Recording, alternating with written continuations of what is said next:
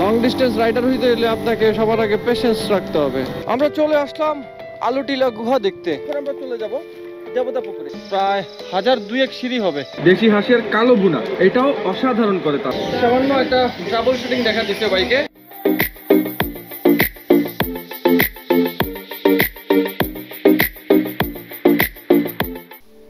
এটি ছিল 6 দিনের একটি সফর, যেখানে আমরা 3 পার্বত্য জেলায় ঘুরে বেরিয়েছিলাম।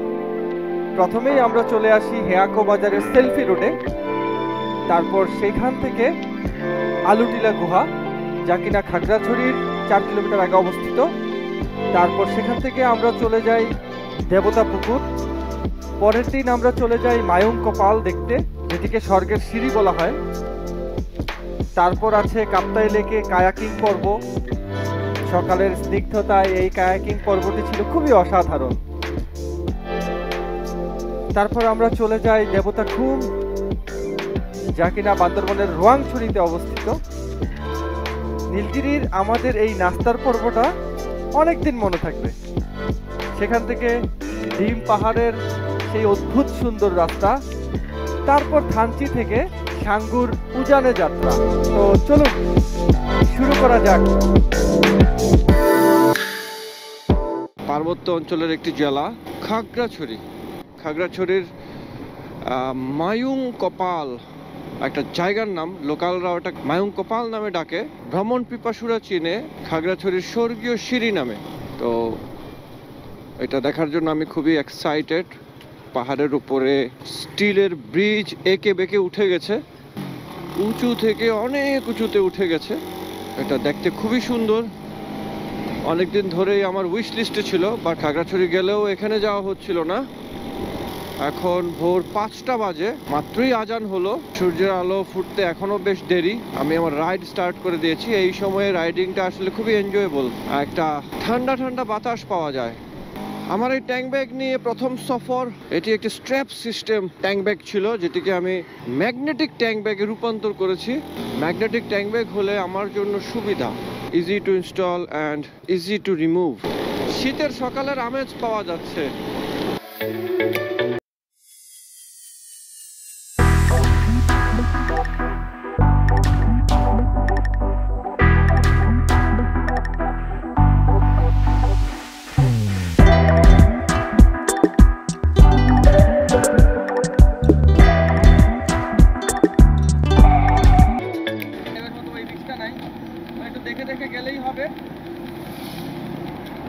একটা বাইক থেকে আরেকটা বাইকের একটা সেফ ডিস্টেন্স মেনটেন করবো। আমরা কখনো জোরে কখনো আসতে অ্যাজ পার রিকোয়ারমেন্ট। এখানে কোনো স্পিড লিমিট নাই যে আমরা 80-এর মধ্যে চালাবো, আমরা 80-এর মধ্যে চালাবো। আমাদের হাইওয়ে লিমিট যদিও 80, বাট আমাদের একটু রিস্ক। বড় বড় বাসগুলো যখন একসাথে যাবে, আপনার যেটা বাতাস দিয়ে যাবে ওটাতেই আপনি ভয় পেয়ে যাবেন। বা আপনার খুব কাজ দিয়ে গেল অথবা আপনাকে লাগাই দিয়ে গেল, ওদের কোনো বিশ্বাস নাই। তো যেটা করতে হবে, রাস্তায় আমরাই ডমিনেট করব। বিসমিল্লাহি মাজরা ওয়া মারসা ইন্না রাব্বিল গাফুরুর রহিম।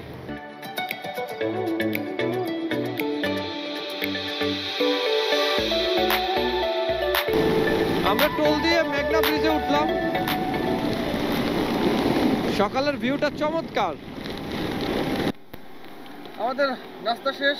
এখানে আমরা ভরপুর খিচুড়ি খেলাম। চিকেন খিচুড়ি, বিফ খিচুড়ি। হাইওয়ে ইনের খিচুড়ির টেস্টটা বরাবরই ভালো। আমি সবসময় এখানেই ব্রেকটা দিই। তো এখন আমরা সোজা একটানা চলে যাবো খাগড়াছড়ির রাস্তায়। করের হাট KM উচ্চ বিদ্যালয়। বারোয়ার হাট দিয়ে ঢোকার পরে 4-5 কিলোমিটার আসার পরে এই বাজারটা পড়বে। এই করের হাট বাজার থেকে অনেক টার্ন নিয়ে রামগড়ের রাস্তায় উঠতে হবে। আমরা আসলাম সেলফি রোডে। 1 কিলোমিটার মতন হবে। এইখান থেকে সোজা হাটহাজারি হয়ে চট্টগ্রামে ঢুকে যায়। এই রাস্তাটাই সামনে আরো সুন্দর।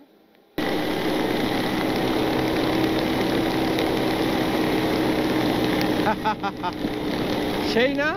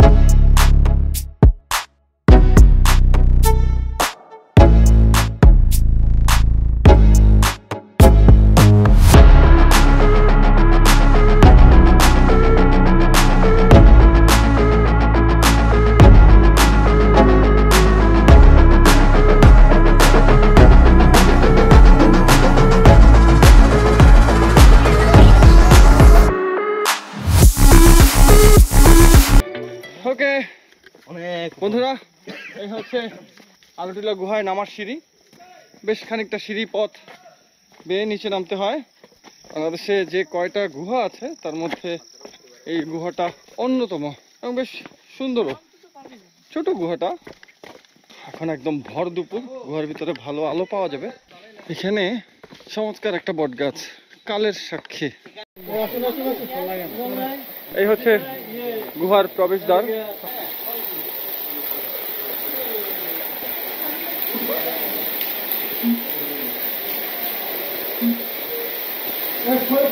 এই জায়গাটা একদমই অন্ধকার। আর এই অংশটায় মাথা নিচু করে যেতে হয়। এই যে ছাদ, বেশ রহস্যজনক গুহাটা। এই যে তার ছাদ, মাথা লেগে যাচ্ছে, ক্রল করে করে যেতে হচ্ছে।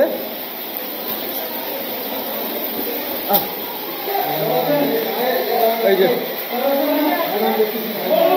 কত বছরের পুরনো গুহা আল্লাহই জানে। বেশ গা ছমছম করে এই গুহায় ঢুকলে। আলুটিলা গুহার ভিতরে একটা ছোট ঝর্ণা ধরা, পানিটা আসতেছে সামনে কোথাও থেকে।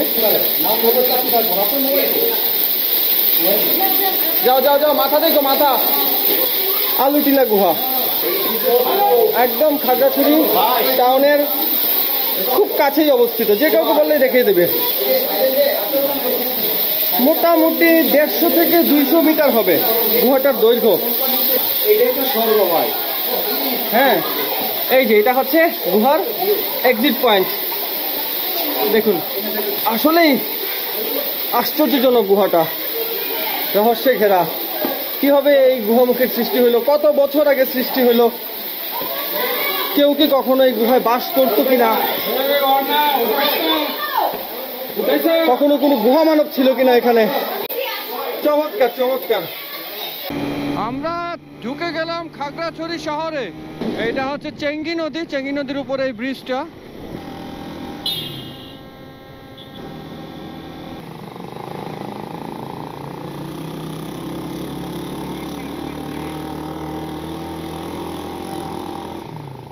ছায়াতে রাখেন। চলে আসলাম আমরা ইকোছড়িতে। আমাদের হাতে সময় কম, আমরা জাস্ট চেক ইন করে এখনই আবার যাচ্ছি সেই পানছড়ির স্বর্গীয় সিঁড়ি এক্সপ্লোর করতে। ব্যাপারটা আমি খুব এক্সাইটেড। অসাধারণ লাগে। আমি খুব এক্সাইটেড, কারণ আমি অনেকগুলো স্টেপ একদম ছবিতে দেখছি, কয়েকজন ট্রাভেল করে আসছে দেখছি, ট্রেকিং করে আসছে, এবং আমার দেখে ভালো লাগছে। বিশেষ করে আমার একটা ভিডিও দেখছি, এই ভিডিওটা আরো ভালো লাগছে। উঠার ভিডিওটা না, নামার ভিডিও, মানে উপর থেকে ভিডিওটা করতে। এবং আশপাশের পাহাড়গুলো নাকি খুব সুন্দর, উপর থেকে নাকি খুবই সুন্দর লাগে। আমি আসলে খুব এক্সাইটেড, এবং আমি যাই না। আমরা সবাই খুব এক্সাইটেড, তো চলুন যাওয়া যাক। আমাদেরকে আগে উঠতে হবে পানছড়ি রোডে। লোকাল লোকজন বলতেছে 1.5 ঘন্টা লাগে হাইটে উঠতে। আচ্ছা, যাই হোক, এবার আমরা ওই যে লোকালদের সাথে কথা বললাম। এখন 4টা বাজে, 5:30 পর্যন্ত ডে লাইট। আমি যতটুকু জানি যে এটা 1 ঘন্টার হাইকিং, বাট ওনারা না করতেছেন, এলাকার মানুষজনও না করতেছেন, যে খুবই দুর্গম এরিয়া, আপনারা একটু সময় নিয়ে যান। যারা সকালে যায় তারাই নাকি আস্তে আস্তে দুপুর বিকেল করে ফেলে। তো আমরা সাথে সাথে প্ল্যান চেঞ্জ করলাম, আমরা আগামীকাল সকালে এই হাতিমুরা, এই স্বর্গের সিঁড়ি আমরা এক্সপ্লোর করব। তো এখন আমরা চলে যাব দেবতা পুকুরে। এই 1-1.5 ঘন্টা আমরা কি করব, সময়টা আমরা কাজে লাগাই। নতুন আরেকটি জায়গা দেবতা পুকুর, যেটা প্ল্যানে ছিল না। এখন যেহেতু হাতে সময় আছে, এটা হচ্ছে না, সো আমরা চলে যাই দেবতা পুকুর। আমরা যেহেতু হাতে পর্যাপ্ত সময় নেই এবং লোকালদের বারবার নিষেধ করার ফলে আমরা আর পা বাড়ালাম না। হাতিমুরা, স্বর্গীয় সিঁড়ি, মায়ুং কপাল কালকে সকালে এক্সপ্লোর করব। আর আজকে এই 1-1.5 ঘন্টা কি করা যায় সেটার জন্য আমরা এখন দেবতা পুকুর এক্সপ্লোর করার জন্য যাচ্ছি। বছর 7-8 আগে আমি একবার গিয়েছিলাম, ভালোই লেগেছিল। যাই হোক, এই হচ্ছে নুনছড়ি যাওয়ার রোড। রহস্যময় একটা জায়গা দেবতা পুকুর, আশা করি আপনাদেরও ভালো লাগবে। মুরব্বী, দেবতা পুকুর ঢুকে কোনটা দিয়া? ওই যে এটা। ধন্যবাদ ধন্যবাদ।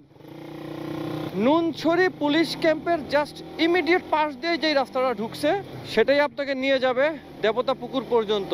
একদম পুকুর পর্যন্ত তো যেতে পারবেন না বাইক নিয়ে, সিঁড়ি আছে, সিঁড়ি বেয়ে বেয়ে হাইকিং করে আপনাকে উঠতে হবে। বাট তার আগ পর্যন্ত আপনি বাইক নিয়ে যেতে পারবেন। দেবতা পুকুর নামটার মধ্যেই কেমন যেন একটা আধ্যাত্মিক ভাব আছে, এবং জায়গাটা ঘিরে কিন্তু তারা উপাসনাও করে। আমাদের বেলাও পড়তির দিকে, হাতে খুব একটা সময়ও নাই। এই অল্প সময়ের মধ্যে আশা করি আমরা পারবো দেবতা পুকুর এক্সপ্লোর করতে। রাস্তার অবস্থা ভয়াবহ, রাস্তা তৈরি করছে একদম ওই ভিতরের যে পাড়াটা যেখান থেকে সিঁড়ি শুরু ওই পর্যন্ত পিচ ঢালা রাস্তা হয়ে যাবে। বাট আমাদের কপাল খারাপ, আমরা এখন এই অবস্থা পেলাম, যার কারণে বাইকগুলো আমরা এই রাস্তায় ফেলেই আমরা হাঁটা শুরু করলাম। আমরা চলে আসছি সিঁড়ির কাছাকাছি। এই জায়গাটা খুবই সুন্দর, সুন্দর একটা পাথুরে ঝিরি। এখন এই পানিতে যদি একটু ডুবে থাকতে পারতাম। সর্বোচ্চ 20 মিনিট এই ডে লাইটটা আছে। ব্রাদার কতক্ষণ লাগবে উপরে উঠতে? 2-4 মিনিট লাগবে। 2-4 মিনিট লাগবে? ও আচ্ছা, তাই তো চলে এসেছি, ধন্যবাদ। ওনার ভাষায় 2-4 মিনিট। আমি একটা কাজ করি, 2-4 দিয়ে গুণ দিই, 4 দোকানে 8 মিনিট। না, তাও মনে হয় কম হয়ে যাচ্ছে। আচ্ছা, 4 কে স্কোয়ার করে দিই, 4-4 16 মিনিট। হ্যাঁ, মনে হয় 16 মিনিটের মধ্যে পারবো। ওনাদের 2-4 ইনশাআল্লাহ 4 মিনিটের মধ্যেই পারবো। 4 মিনিটে?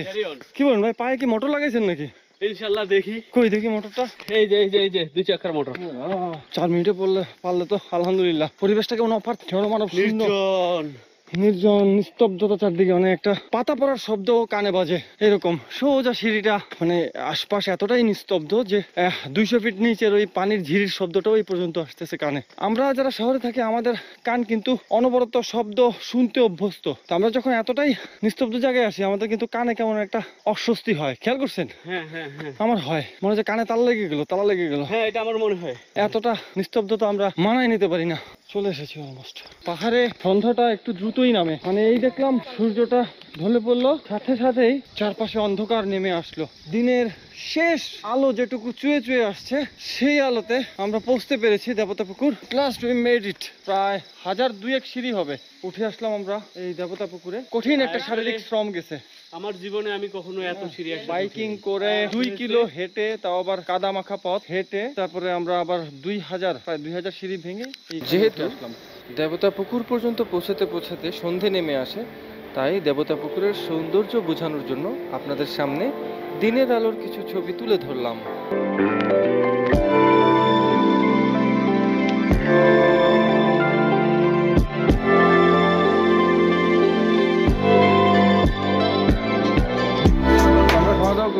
খাগড়াছড়ির বিখ্যাত সিস্টেম রেস্টুরেন্টে, তো তাদের এখানে সবচেয়ে তারা যেটা ভালো করে সেটা হচ্ছে এই ড্রাই ফিশ, দ্যাট মিনস শুটকি, খুব ভালো রান্না করে। লাউ চিংড়িটাও তারা ভালো করে, দেশি মুরগি ভুনা, দেশি হাঁসের কালো ভুনা, এটাও অসাধারণ করে তারা। খাওয়া দাওয়া তো বরাবরের মতোই ভালো। জি, খাবারটা কেমন ছিল? আলহামদুলিল্লাহ ভালো খাইছি আমরা। অ্যাড্রেসটা বলে দাও। যদি আসেন খাগড়াছড়ি সাপড়া চত্বর, যে কোনো মানুষকে এবং যে কোনো লোককে বললে আমাদের লোকেশনটা দেখাই দেবে। বা যদি কেউ বাইক টেক না থাকে, হয়তো বা কেউ এমনি যদি বাসে করে চলে আসে, তাহলে মনে করেন যে আমাদের যে বাস কাউন্টার থেকে আমাদের অটো বা ইজি বাইকে যে কোনো লোককে বললে যে সিস্টেম রেস্টুরেন্ট যাবো, আপনাদেরকে নিয়ে আসবে। সো আমাদের এখানে আসতে হয়তো সর্বোচ্চ 5 মিনিট সময় লাগবে শহর থেকে। শাপলা চত্বর, পান খাইয়া পাড়া। ওকে, দেখা হবে। মতো বিদায় নিচ্ছি। হ্যাঁ, ইনশাল্লাহ আবার দেখা হবে। সামান্য একটা ট্রাবল শুটিং দেখা দিচ্ছে বাইকে। চলতি পথে আসলে এটা হতেই পারে, সফরে মাঝে মাঝে এই ধরনের ঘটনা ঘটে যায়। কুমিল্লাতে ব্রেকফাস্টের ব্রেক দেই, তখন খেয়াল করে দেখি যে আমার ডান দিকের সামনের ফর্কের অয়েল সিলটা লিক করেছে। সেই অবস্থাতেই আমি খাগড়াছড়ি আসি এবং আজকে যে আমাদের শিডিউল রাইড ছিল সেই স্পটগুলো কাভার করি। কাভার করতে করতে দেরি হয়ে যায়। এখন রাত 9টা বাজে আমরা এখানে একটি লোকাল গ্যারেজে এসে এটা রয়্যাল সিলটা ঠিক করার, এটা credit goes to Sunny, local hero, ছোট ভাই। ও আমার রয়্যাল সিলটি জোগাড় করে দেয় এবং এই ওয়ার্কশপে নিয়ে আসে। সাগর ভাইয়ের গ্যারেজ। যদি কোনো সাপোর্টের প্রয়োজন হয়, আমি জানি যে ইদানিং অনেক বাইকার সাজেকে যায়, অনেক বাইকার খাগড়াছড়ি আসে, এই খাগড়াছড়ি দিয়ে রাঙামাটি যায়, পার্বত্য অঞ্চলের একটা এন্ট্রি হিসেবে খাগড়াছড়িটা ইউজ করে এবং এখন পর্যন্ত আমি হ্যাপি। বাকিটা দেখা যাক আফটার ফিটিং। ফাইন, ঠিক আছে ভাই, আমার কাজ হয়ে গেছে। পুরো সময়টাতে সানি আমাকে সহযোগিতা করেছে।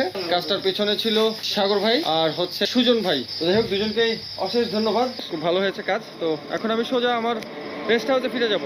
বাকি টিমমেটরা অপেক্ষা করছে। কালকে সকালবেলা আবার আমরা ট্রেকিং শুরু হবে সেই হাতিমুরার। So far so good. তো হোটেলে ফিরে যাই এখন। এই নদীটাই কিন্তু একদম খাগড়াছড়ি শহরের উপর দিয়ে বয়ে গেছে। অসম্ভব সুন্দর ট্রেইলটা দেখুন। এই জায়গাটা কতটা খাড়া, যাদের হাইট ফোবিয়া আছে তারা নির্ঘাত একটু ভয় পাবেন।